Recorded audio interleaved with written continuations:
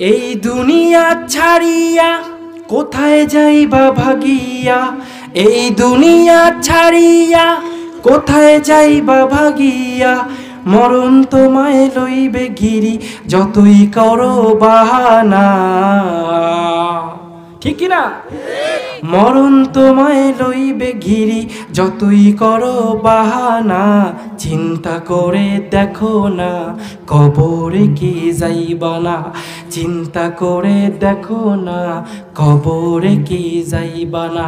যেই কবরে আল্লাহ ছাড়া সঙ্গী কেহ থাকবে না, যেই কবরে আল্লাহ ছাড়া সঙ্গী কেহ থাকবে না, চিন্তা করে দেখো না কবরে কি যাইবা না। ঠিক কি না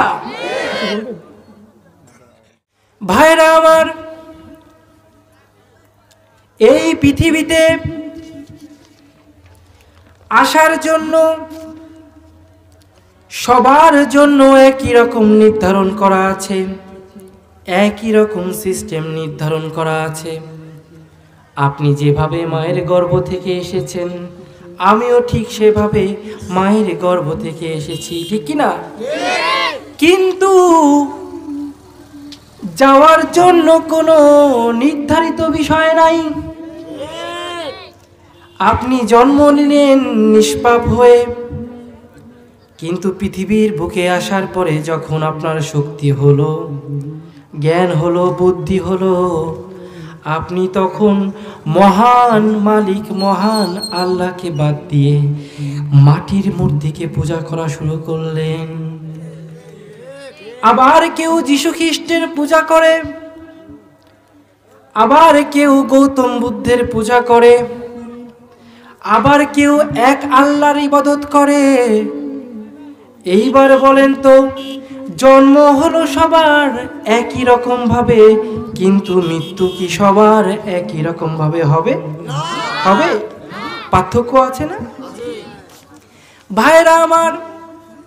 এই জন্য কোরআনের মধ্যে আল্লাহ তাআলা একবারও বলে নাই প্রতিটি প্রাণীকে জন্মের স্বাদ গ্রহণ করতে হবে। বলেছেন নাকি? বলেন নাই। কি বলেছেন? প্রতিটি প্রাণীকে মৃত্যুর স্বাদ গ্রহণ করতে হবে। ঠিক না? কুল্লু নাফসিন যায়িকাতুল মাউত। প্রতিটি প্রাণীকে মৃত্যুর স্বাদ গ্রহণ করতে হবে। ঠিক কিনা মুসলমান? আচ্ছা, মৃত্যু কি খাওয়া যায়?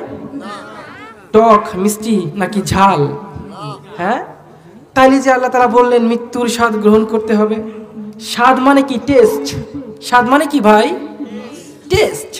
তা মৃত্যুর কি কোনো স্বাদ আছে, টেস্ট আছে? মৃত্যু কি আমরা খাইতে পারি? না, মৃত্যু আমরা খাইতে পারি না। তবু আল্লাহ তাআলা বলছেন মৃত্যুর স্বাদ গ্রহণ করতে হবে।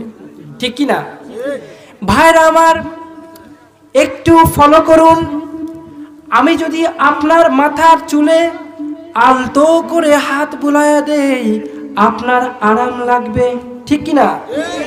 আবার ওই একই মাথার চুলকে শক্ত করে ধরে যদি হ্যাচড়া টান দেই, আপনার ব্যথা লাগবে। ঠিক কি না মুসলমান? একই চুল, একবার আরাম লাগলো, একবার ব্যথা লাগলো, অর্থাৎ অনুভূতি পরিবর্তন হলো, তাই না? এই অনুভূতির পরিবর্তনকেই আল্লাহ তাআলা স্বাদ হিসেবে বুঝিয়েছে। বলেন সুবহানাল্লাহ। ভাইরা আমার, হযরত ঈসা নবী একবার হেঁটে যাচ্ছেন কবরের পাশ থেকে। ওই কবরের পাশে একজন যুবক দাঁড়িয়ে আছে। দাঁড়িয়ে বললেন, চাচা আসসালামু আলাইকুম ওয়া রাহমাতুল্লাহ। নবীজি সালামের জবাব দিয়ে বললেন, তুমি কে? যুবক বলল, আমি নবী হারুন আলাইহিস সালাতু ওয়াস সালামের ছেলে। এক নবী আর এক নবীর কি ভাই? এক নবী আর এক নবীর কি? তাহলে তার ছেলে ওনার চাচা হবে। ঠিক কি না? চাচা বলে ডাকবে না? এইবার ঈসা নবী বলছেন,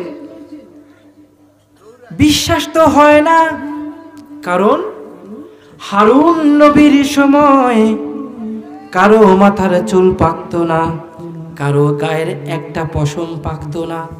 মৃত্যুর আগ পর্যন্ত সমস্ত পশম কালো থাকতো। তোমার চুল কেমন করে সাদা হলো রে বাবা? তুমি মিথ্যা বলছো। যুবক বলে, নবীজি আমি মিথ্যা কথা বলছি না। আমার তো একবার মৃত্যু হয়েছে, এক ভয়ঙ্কর যন্ত্রণা। মৃত্যু যন্ত্রণা সহ্য করে আমি কবরে গিয়েছি। আমার বাবা আমাকে বলেছিলেন, ঈসা নবীর সাথে তোমার আরো একবার দেখা করা লাগতে পারে।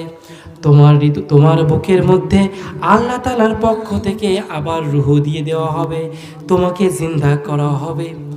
জিন্দা করার পরে আবার প্রয়োজন শেষ হলে তোমাকে মৃত্যুবরণ করানো হবে। ও নবী, ওই যে মৃত্যুর স্বাদ আমি একবার পেয়েছি, আবারও সেই মৃত্যু যন্ত্রণা সহ্য করে কবরে যেতে হবে। সেই কথা চিন্তা করে আমার মাথার সকল চুল পেকে গেছে। দেখছেন মৃত্যু যন্ত্রণা কত? ও নবী, ওই মৃত্যু যন্ত্রণা এত ভয়ঙ্কর, ওই ভয়ঙ্কর মৃত্যু যন্ত্রণা সহ্য করে আমাকে আবার কবরে যেতে হবে। এই জন্য আমার মাথার চুল পেকে গেছে। ঠিক কিনা? এই দুনিয়া ছাড়িয়া কোথায় যাইবা ভাগিয়া, এই দুনিয়া ছাড়িয়া কোথায় যাইবা ভাগিয়া, মরণ তোমায় লইবে ঘিরি যতই করো বাহানা। ঠিক কিনা?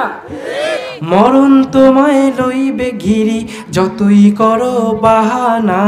চিন্তা করে দেখো না কবরে কি যাইবা না, চিন্তা করে দেখো না কবরে কি যাইবা না। যেই কবরে আল্লাহ ছাড়া সঙ্গী কেহ থাকবে না, যেই কবরে আল্লাহ ছাড়া সঙ্গী কেহ থাকবে না। চিন্তা করে দেখো না কবরে কি যাইবা না। ঠিক কিনা?